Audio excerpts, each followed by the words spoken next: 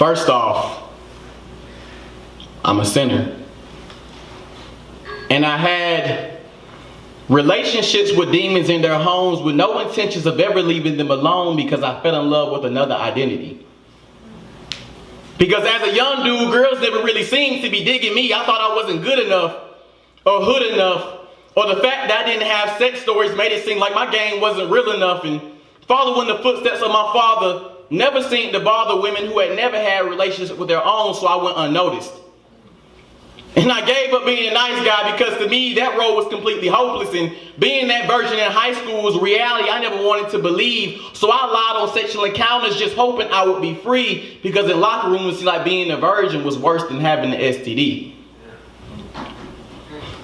And then came influence, and I saw how easy it does it. And I was the shortest nigga, so I had no reason to live above it. And when they poured it all up, I didn't realize what had gotten into me. That's why I ate my pride for breakfast and got rid of my identity. I smoked to escape depression. But the highs made me lower. And liquor put me in control of women I never thought I would get till I got older. So over and over, I fell into this repetition of awakening the hearts of women and then facing eviction because I was on a search for more attention. And I became so used to losing and hurting that often I sabotaged my wins because I didn't think that I deserved it. Bruh. What?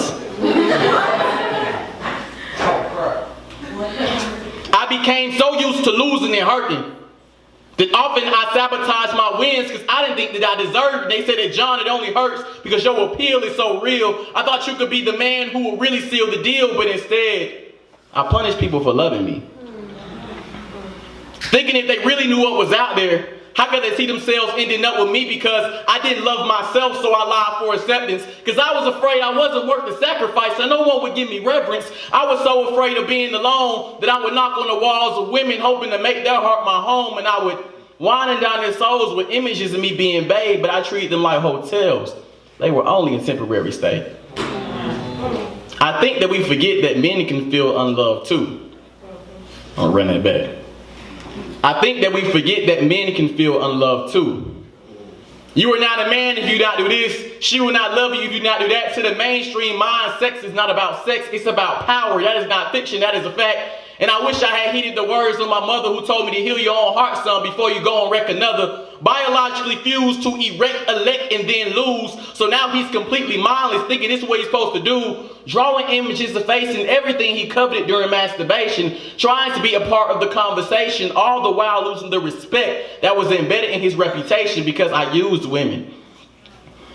Hiding his swollen veins, pretending to be the man they really wanted until their heart was completely mended. As long as he could hit the back seat, being walked there was completely fine, and you wouldn't have to ask me before I put myself into recline, because I retreated the corners in battle. Running. Ducking fires of my actions, trying to find pieces of the fences I had straddled. I used to long to hear the words, John, I really want to be with you. Now if they say he really ain't it, then I would probably agree with you, because I was a prisoner to lust. Finding satisfaction in sexual agreements because I was incapable of trust. Until about now, honestly, these things ain't even mattered. I was once your sweetest thing, but miseducation turned me into your X factor.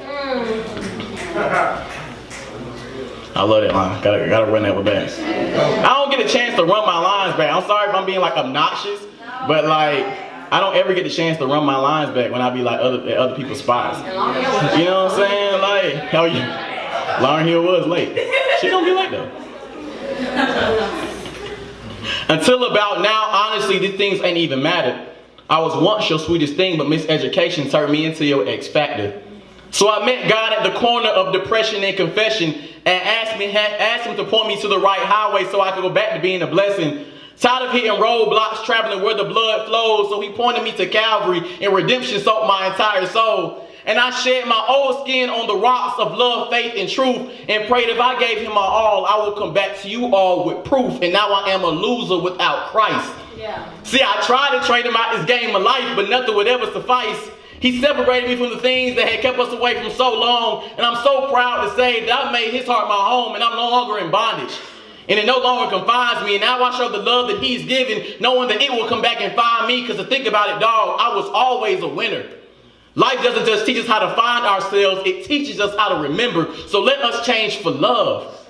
Let us change for life. See, I had enough of just living life. Now it's time for me to start living right. I am a man of God, living life through his example, and often praying for guidance for the things that I don't think that I can handle, and I put it all away so he can stir, shake, and rearrange me. And I'm so sorry that you could never enjoy the completely changed me. Thank you.